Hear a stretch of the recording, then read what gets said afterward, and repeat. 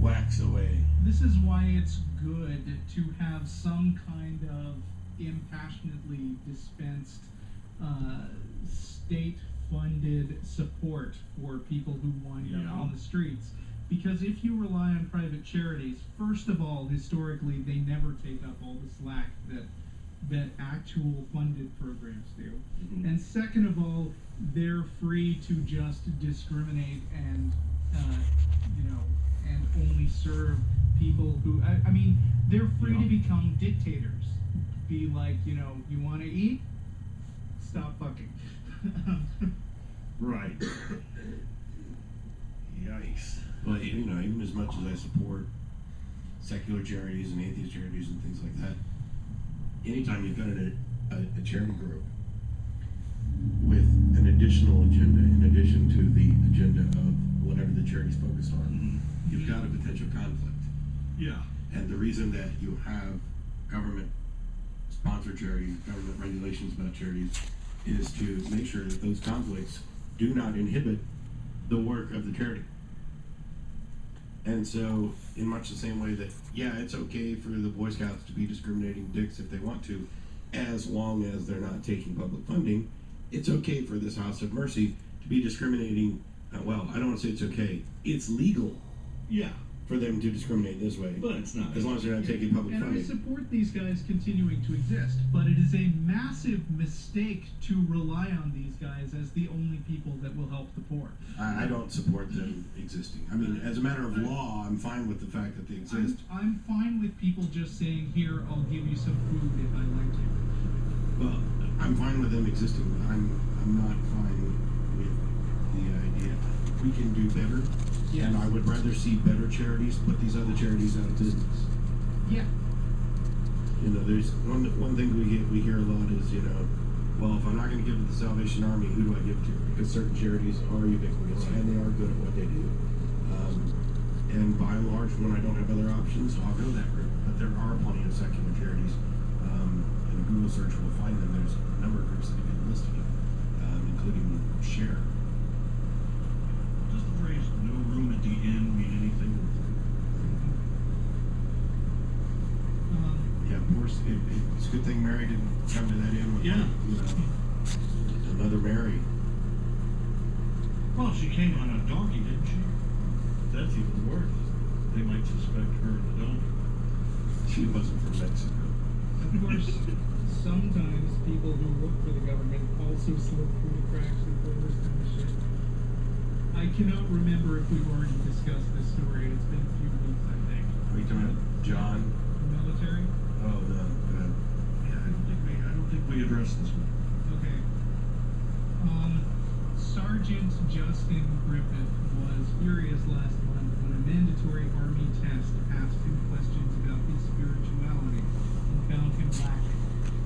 As an atheist, the Fort Bragg soldier didn't see any way he could honestly answer the questions and receive a passing score. So they're giving him a psych test while he's in the Army. Immediately after finishing the test, Griffith wrote a blog about his frustrations. Griffith's complaints soon caught the attention of the Military Religious Freedom Foundation, which is demanding that the Army stop making soldiers take the test because they say it's unconstitutional.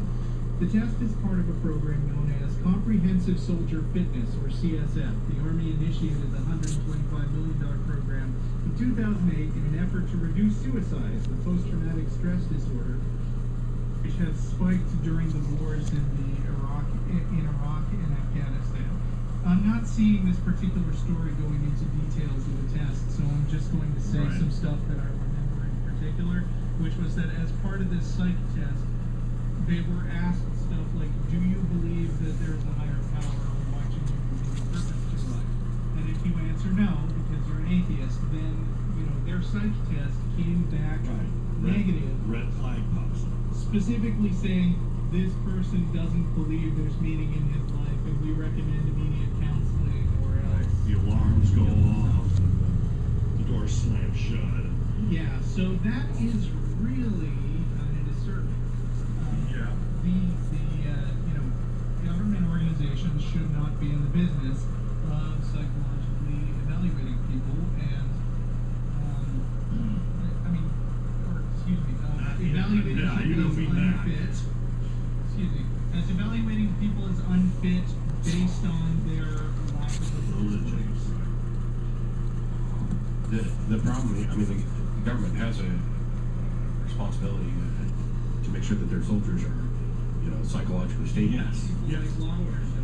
The problem is that they went to pseudoscience and religion Right. for advice on how best to do this, rather than going to actual scientists and clinical therapists, psychologists, people who actually have training in dealing with post-traumatic stress and combat readiness and things like that.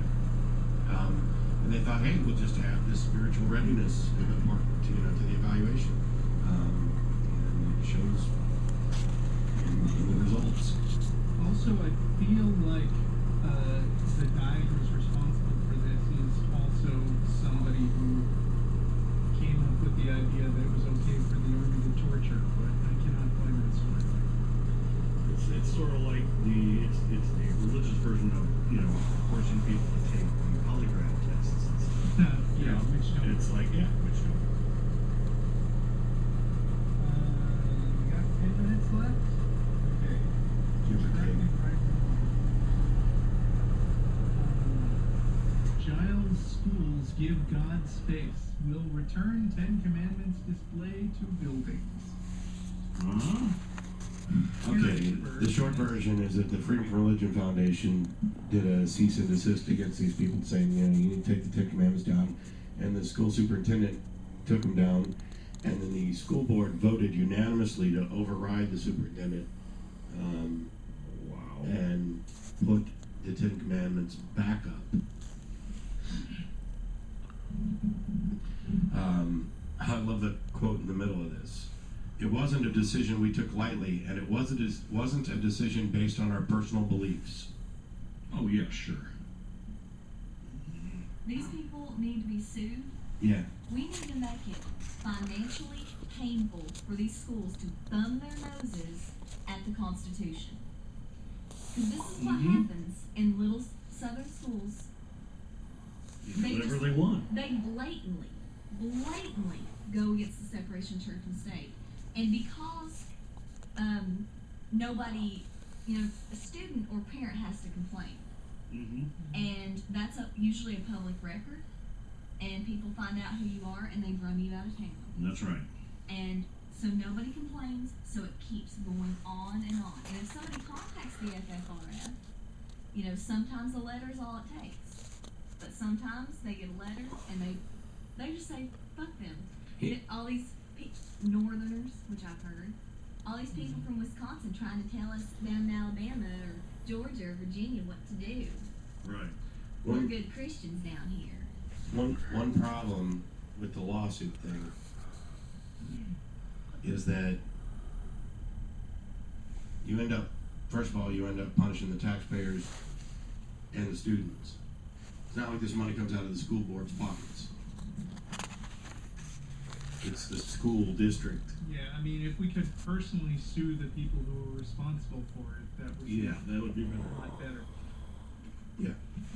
Well, I don't know how else are you gonna make them stop? Well, you're just gonna have to keep having court rulings and judges until, that. I think that the thing to do is to point out this particular problem, not so much the 10 Commandments thing, but this is blatantly unconstitutional. This is an unwinnable case, and these people are standing up saying, "Well, we didn't do this on behalf of our beliefs." My aching fucking ass, you didn't. And what you're doing is specifically taking actions that are going to cost the taxpayers money, that are going to cost the students, and it's all because you're trying to support an ideology. And I think if you start bringing up the amount of money that these fucktards are wasting in order to do this, I think you might make more headway than just having another court ruling about 10 Commandments case. Take them to court and then make sure that there's a big pointing finger at the people responsible. These are the people who are costing you all this money. It causes a chilling effect. Like in Saudi Daisy, the Saudi Daisy prayer case, they didn't have to actually have a lawsuit. Just the threat of a lawsuit was enough. But the threat of a lawsuit isn't enough here because they know it can happen, and they're saying bring it on. Well, you got that deal with John Freshwater, the guy who was burning crosses into his students' arms. Yeah. finally, this whole ordeal is over. He has finally been fired because there's this lengthy process with review boards and other stuff. And it only cost $900,000 to get him fired. Holy crap.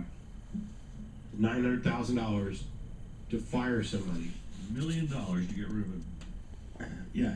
I mean, there's some big problems that need to be fixed. One's cost us $900,000 to get a guy fired for burning crosses into little kids' arms.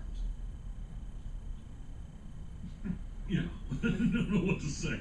I'm inclined to be cautious about agreeing with that statement because when I think about all the people who are trying to get P.Z. Myers fired all the time for expressing his atheist opinions on a blog that's not connected to his school, there's a sense in which I would like that to be difficult. Yeah. Well, I'd say that there's a big difference between a guy expressing his opinion on something that's unrelated to his school and a guy who, as part of his duties as a teacher, is burning his students' arms with crosses. And that. And of course, there's a difference between letters from kooks and letters from lawyers. Yeah. I don't know. The money issue is one that's going to keep coming up. Right. It's the only legend we've got. Okay, luckily we're running out of time at the same time that we're running out of stories. There's a couple stories. Let's see. Giles School gives God space. Did I just read that? Yeah. Yeah. Moment of silence in Illinois. No, I hadn't heard that one. All right then. It's back. In Illinois, law requiring a daily moment of silence in public schools is back in effect after a 2-year hiatus.